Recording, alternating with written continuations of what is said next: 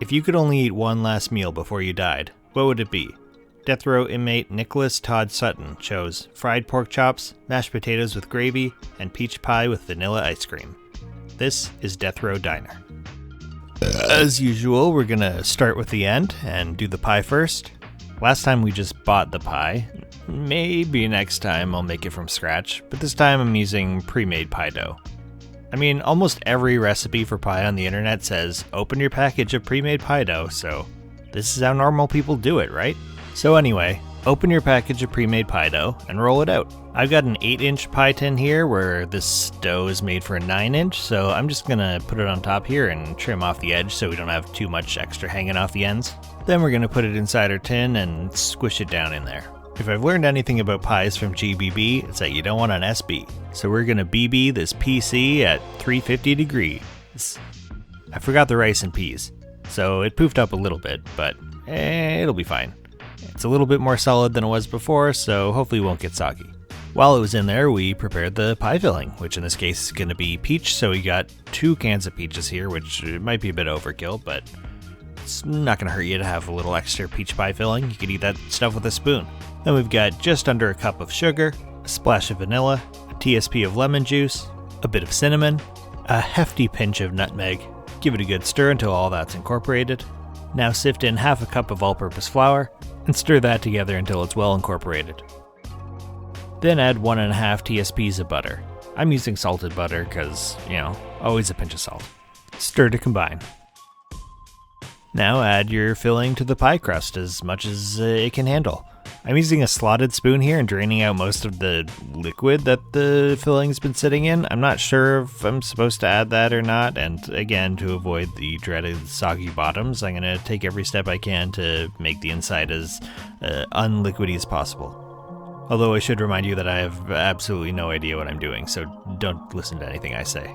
Then take the other pre-packaged pie crust, which has also been trimmed to size, and place it on top.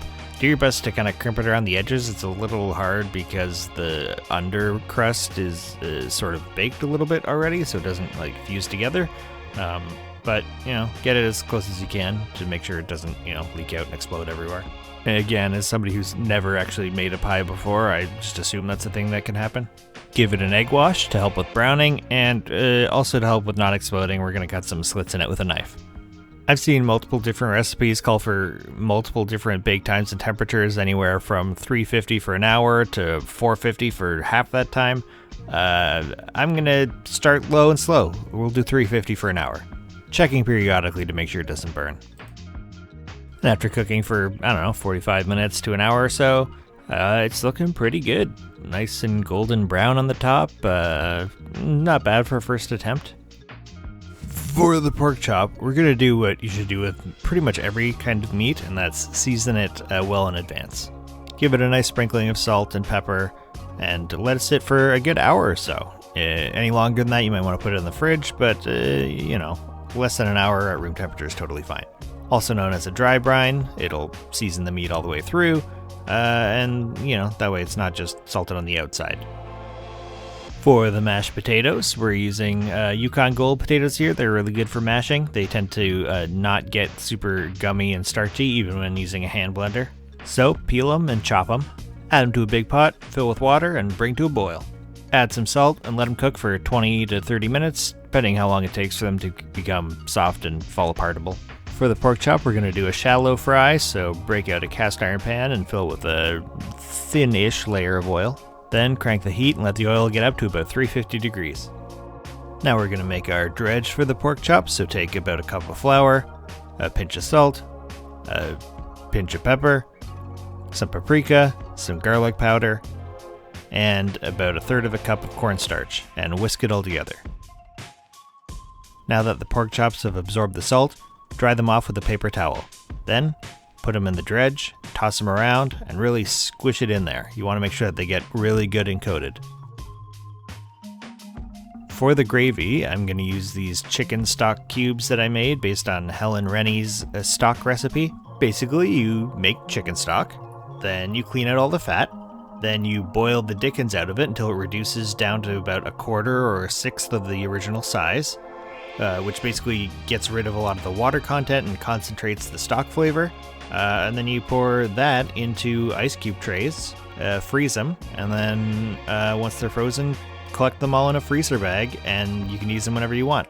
They're super concentrated, so just add quadruple the amount of water weight to the weight of the stock cubes to get regular old chicken stock. Put your pork chops in the oil and cook for 3 to 5 minutes on each side until they're brown and crispy. Back to the gravy, add a TBSP of butter to a pan, then add a TBSP of flour and whisk together to create a roux. Cook it for a few minutes until it gets to be a light golden color. Then we're going to slowly stream in our chicken stock while whisking the whole way.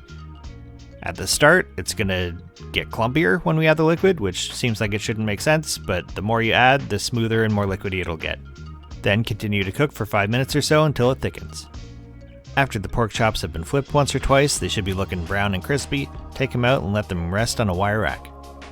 Now our gravy's looking nice and thick, let's just add some black pepper and a pinch of salt. Always a pinch of salt. By now the potatoes should be done.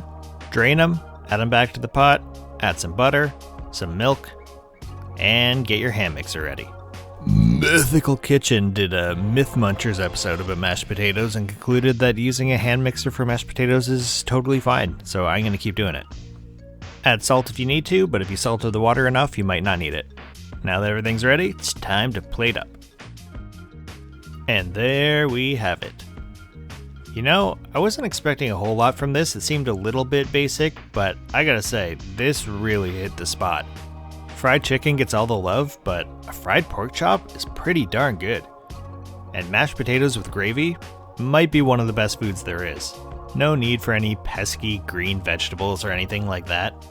Just pure comfort food. And while the pie turned out a little dry in the middle, I think maybe I should have added all those extra peach juice drippings. It's still really good. I mean, it's peach pie. What's not to love? So while I was expecting the score to lie somewhere in the middle, after eating it, I gotta say, this has gotta be at least an 8 out of 10.